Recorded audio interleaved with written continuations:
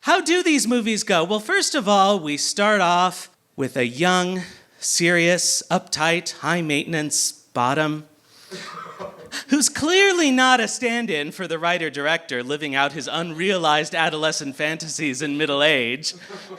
And he's usually very artistic, involved in music or painting or that sort of thing, and often has a rowdy or chubby best friend, if there's room for it in the script. But he always has the same crush, the classical ideal of male jock beauty, some important athlete at the high school with well-defined abs who inevitably looks like he's about 28, who our anxious artistic bottom has maybe admired from afar but never quite had the balls to talk to.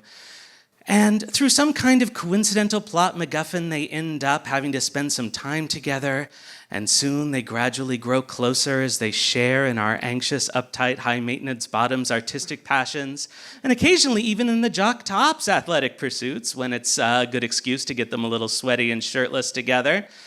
And then this closeness gradually evolves into intimacy, and then sometimes somebody fucks a fruit. Not that kind, but also that kind. But then something bad happens because the jock top is always closeted, and either his homophobic parents or his teammates find out that he's getting a little too close to the artistic bottom. So somebody gets beat up, but the good thing about that is you know what happens after somebody gets beaten up, and that's some tender, loving care, right? The source of every hurt, comfort fan fiction in the world. And we know where that leads. Just a little bit of romance. And then, depending on what year it is in the movie and when it was made, 3 different things can happen. If it was made sometime in the last 15 years, they live happily ever after, or at least until the bottom goes off to art school in the big city, and the top stays trapped in the blue-collar masculinity of their shitty hometown.